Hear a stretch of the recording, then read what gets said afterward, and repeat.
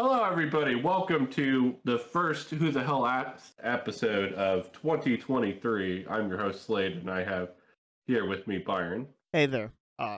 Weird week, interesting week also for the gaming news today.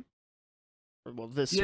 So without further ado, let's go and get into it. So this week we got a lot of news on Dungeons and Dragons and some license rules and issues. Let's go ahead and talk about that. Yeah, so Dungeons and Dragons isn't a topic we would typically cover on the show, but yeah, like Slade said, a few interesting things happened. So first up, Dungeons and Dragons will be changing their open game license. The original OGL license, which was what a lot of the big, Dungeons and Dragons, streams and shows, which are, I would say they've gotten pretty popular over the last couple of years, haven't they? Yeah, absolutely. They're everywhere. Yeah. Those original agreements, done with. So, the original OGL, let people just go crazy in a way they were able to host outside designers, publishers, all that good stuff. But what's in the new license? A lot. One of the biggest changes is that it updates the previously available OGL 1.0 to state it is no longer an authorized agreement. This settlement is reiterated later in the documentary. The OGL wasn't intended to fund major competitors, and it wasn't intended to allow people to make D&D apps, videos, or anything other than printed or printable materials for use while gaming. We are updating the OGL in part to make that very clear. Paizo Inc., publisher of the Pathfinder RPG, one of D&D's largest competitors, denied to comment on the changes from this article, stating that the rules update was a complicated and ongoing situation. Yeah, it certainly is. And guess what? There's going to be money involved in this. Typically always is something about money. I'm not the what's the word I'm looking for? The biggest expert on D&D in particular. I know that most people I talk to typically play Pathfinder. That's like their go-to. Yeah. But I know that a lot of like YouTube channels, television shows, and stuff like that are all like based off of people's like D&D experiences and whatnot. Yeah. And how would that be impacted? So there are 3 revenue tiers, Slade, that are being considered. There's the initiate tier. If you've registered 1 license work but haven't generated $50,000 or more in gross profit or gross revenue. That's not profit. That's only the gross. That's how much you've made. That's not how much you're making off of it. You're in the initiate tier. There's the intermediate tier. If your license work has generated more than $50,000 in total gross revenue, but less than $750,000, you're at the intermediate. And the expert tier is if you have generated more than $750,000 in gross revenue. According to the document, if and only if you are generating over $750,000 a year from your license work, the revenue you make is considered qualifying revenue, and you are responsible for paying Wizards of the Coast 20 to 25% of that revenue, and that's off the gross, which is how much you made in total before profiting off of it. So yeah. Yeah, so long story short, this is pretty terrible news for a lot of people who develop content off D&D. Yeah, because they would probably qualify. Wizards of the Coast suspects that there's less than 20 companies at the expert tier, but that's still going to hit a lot of the major probably a couple of major content creators and the other competitors. And from what you were telling me before we recorded, people are pissed. Yeah, it's not good news at all. It's like the complete opposite. Looks like they're just trying to make money off of other people's effort, to be quite frank with you. And it's really scummy and terrible. So I think this is why a lot of people fucking play other versions of D&D like Pathfinder and whatnot to begin with. But like, it's just one of those situations where like the more I hear about it, the more awful it sounds. Yeah. All right. So that's not our only news for Pathfinder. There was an announcement that Wizards of the Coast reportedly cancels at least 5 other video games. Yes. Yes, there is. 5 other games have been canceled. Dungeons. Yeah, so not a great week for Dungeons and Dragons. According to Bloomberg and, of course, Jason Schreier, a man we are going to mention quite a bit today. Yeah. The publisher, as part of the Hasbro conglomerate, Wizards of the Coast stated it was still committed to digital games. But a lot of games were canceled, including Hidden Paths, DnD game, which the Hidden Path Entertainment Twitter account was like, yeah, we want to set the record straight. Our project isn't canceled. And Jason Schreier's like, nah. I spoke to a source at both Wizards of the Coast, both a source and Wizards of the Coast spokesperson. Like, nah, this shit's canceled. It could be that somebody on their PR team's not in the know in regards to their internal projects. But it could also be that Hidden Path is just making the effort to act like it's not canceled yet. And then we'll be like, no, it's actually canceled. Like, there's a lot of things that could be going on here behind the scenes that we're just not aware of. But I would trust Jason Schreier. Yeah. He's got a pretty outstanding reputation in regards to, like, getting the news and being, like, super factual and fact-checking his sources and all that. If he says that he got a report that the game was canceled, then you can count on those news. Yeah. Now, whether or not they like backpedal, like, no, it's uncanceled now or whatever, it's different. Yeah, but Jason Schreier is not the type to blow smoke. He's very, very meticulous. Yeah. Fewer than 15 people will lose jobs at Wizards of the Coast. But Bloomberg says the cancellations could have a big impact at external studios working on games for the company. And if you remember, there was the Dungeons and Dragons Dark Alliance game in 2021, which was lambasted for being garbage. Yeah. For being garbage and not a D&D game that people would want to play. Yeah, Magic Online, Magic Arena, those aren't going to be affected. Those are actually good games, and those are making money. But that's Magic the Gathering, not Dungeons and Dragons, though. But yeah. Not a good week. Not a very good week for Dungeons and Dragons at all. Not a good week if you're Wizards of the Coast and Hasbro. So moving on back to our usual bit of news that we usually cover. The PlayStation 5, as of the end of the holiday season, has sold 30 million units. Yeah, 30 million. Which is pretty, I wouldn't say impressive. I think it's being outpaced by both the PlayStation 2, obviously, and the PlayStation 4. Yeah. But, still good for the company overall. I'm surprised any of them sell, considering I feel like all the scalpers have all of them.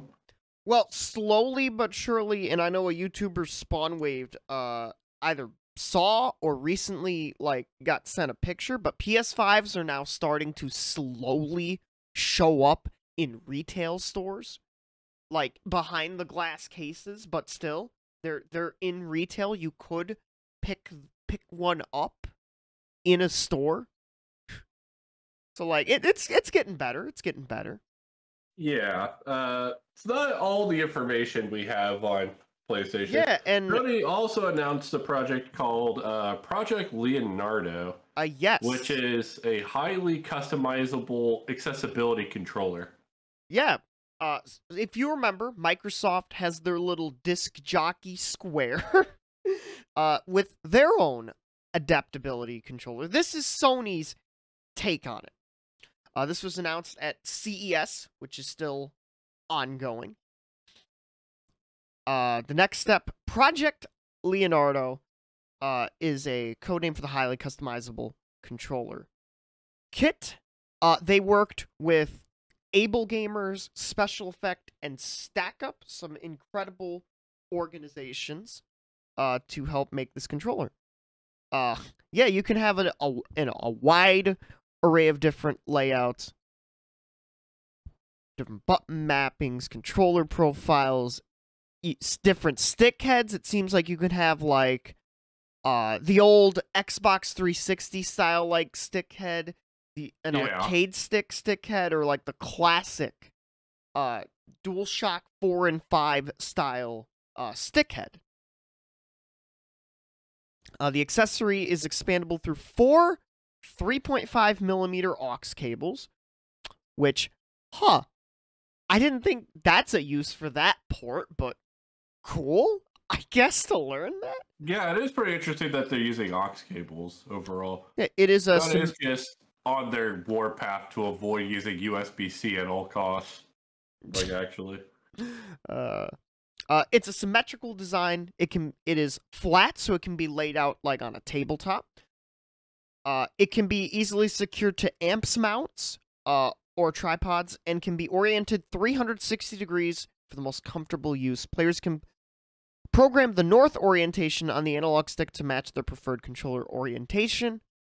And yeah, it kind of looks kind of cool. It's got the symbols on each of the button panels for like R1, R2, R3, square, triangle, menu buttons, L1, L2, L3. Yeah, and it obviously keeps in with the PlayStation 5 design language, the black, blue, and white. Mm-hmm. But always a great thing to see more accessibility controllers. Microsoft, let's obviously. just hope it's more affordable than their actual controllers. But I think this is great. You always love to see like stuff like this being made so that more people get to experience games. Yeah, absolutely. And if this were, I believe Microsoft's adaptability controller works on PC. It would be cool if this worked on PC. Yes, I hope it does. So, and Nintendo, please join the game. Make an accessibility controller. The company all about, we need to make sure as many people as possible play video games, is surprisingly very far behind in the accessibility race. Yeah, whether it's features in their games or something like this. Yeah, like, step it up, Nintendo. Yeah, please. All right. Yeah, so speaking of things that are getting stepped up, game development times are getting stepped up. So in a tweet tweeted out by Jason Schreier, the day after we put out our 2023 predictions, Jason Schreier tweeted, fun fact, video game production cycles have gotten so long that if a big budget game studio started working on a brand new project today, it would likely be for the PlayStation. That is correct. So this is kind of something that's been a trend for a lot of AAA studios and whatnot. We've seen a lot of like really big franchises like Elder Scrolls, for example, but also like a bunch of other franchises kind of just skip console generations. And that's a trend that's probably going to continue as games continue to chase like, high-end like graphics for like strong like realism and like stuff like that. Look at like Grand Theft Auto or Red Dead Redemption as major examples. Yeah, so this is something that's only going to continue as consoles get stronger and stronger. Because to combat this, developers and publishers would have to start hiring more and more game developers. Yeah. And I just don't think that's something that a lot of these publishers are trying to do. And it's actually, Slade, not only the AAA that are being affected, because we have a comment from co-founder of Young Horses, the creators of Bug Snaps and Octodad. Even they are having longer development times. Philip Tibitowski commented, even at our small studio, we seem to be on a one game per console life cycle schedule. It takes a long time to concept, prototype, develop, test, release, bug fix, port, bug fix, etc., especially if you're trying to do something you haven't done before. So it's not just the AAA. To an extent, even the indies are being affected by this. Yeah. But really the only facet of the industry that's probably not being affected by this is just AA titles and studios. So like people who develop, and I think the Switch is like the home for these types of games, but people who develop the games like, I don't know, like Octopath Traveler is like an example. Well, okay, Square Enix are just insane. Yeah. Square Enix are like insane. 30 games at once. So they released what, like 20-something games this year, or in 2022? Yeah, but I mean, they also have a lot of studios. They're one of the largest publishers in the world. Yeah. So like Square Enix, Bamco, like EA, those companies could do that. The vast majority of companies can't, though. Yeah, like so some people are saying like, hey, maybe we just need shorter games, which would be great. Not every game needs to be a fucking 60, 70 goddamn hour, like, open world game. But then that also brings up, like, maybe companies should charge less for it if it's going to be a bit shorter, because you get $70 is the new ceiling, unless you're doing, like, collector's editions or whatever. Yeah. It's a very multifaceted issue. You've got, obviously, the increase in game prices. You've got developers not really being able to use crunch anymore, so dev times have to be longer by that necessity because they're getting called out for it more and more. You also have consumers, gamers, not everybody, but a lot of consumers and gamers wanting the most beautiful looking games that'll knock your socks off. Yeah, they continue to chase hyper-realism in a lot of these titles, and that's not necessarily a bad thing, but people just don't understand the amount of work that takes. Yes, and also a thing I just mentioned earlier, a lot of these open-world games having the, as I've heard it called, the Ubisoft checklist of having just, like, a lot of content. That's another thing, because a lot of that content takes a lot of time to develop. Oh, yeah. So it's something that has kind of been on the wall for a while. If anything, I would say video game production cycles have kind of been that long since the advent of the PS4 and the Xbox One. But yeah, that was just my take on it. Yeah, that's a fair point. But yeah, it's a very interesting situation to be in, and I'm kind of glad Jason tweeted about it. Oh yeah, for sure. I'm glad attention is being brought to it, because I don't think people understand that with all the changes happening to the gaming industry and whatnot, that games are going to take much longer to come out. Yeah, and we just need to be patient. Yeah, like look at Breath of the Wild versus Tears of the Kingdom. Look at that length of time. It's also the reason why it's important for developers in today's day and age to have multiple studios and multiple IP that they're developing. Because you're going to go a long time without having any products released on shelves. Yeah, like, for some franchises, it's going to fucking suck to have, like, a decade-long wait, essentially, for certain franchises. It's also probably why a lot of companies and smaller franchises are getting acquired as well. Yeah, honestly, yeah. When you really think about it. Yeah, like, look at fucking Embracer Group, a company we've covered on quite a few occasions. They got so much IP, it's fucking crazy. Look at the Actiblizzard King acquisition. Oh, yeah. That's still ongoing, by the way. It's still ongoing. But yeah. So, speaking of that, because it actually transitions into our last topic. Oh, yes, it does perfectly. So ZeniMax Studios, their QA workers have formed a union that Microsoft has formally recognized without putting up any form of fight whatsoever. Yeah, so a super majority of workers at Microsoft's ZeniMax Studios voted to join the ZeniMax Workers Union. Communication Workers of America announced on Tuesday. Roughly 300 quality assurance workers have been voting in an election since early December. So the core ZeniMax Workers United is solidarity. Solid. Yeah. So ZeniMax. So the vote ended at the end of the month in December. For Microsoft to have recognized the union, half plus one of the 300, so 151 ZeniMax QA workers had to vote in favor. A super majority means a large group voted yes. So what does this mean, Slade? For the layman, what does this mean? All right, so let's talk about first the basic stuff before we get into the more complicated stuff.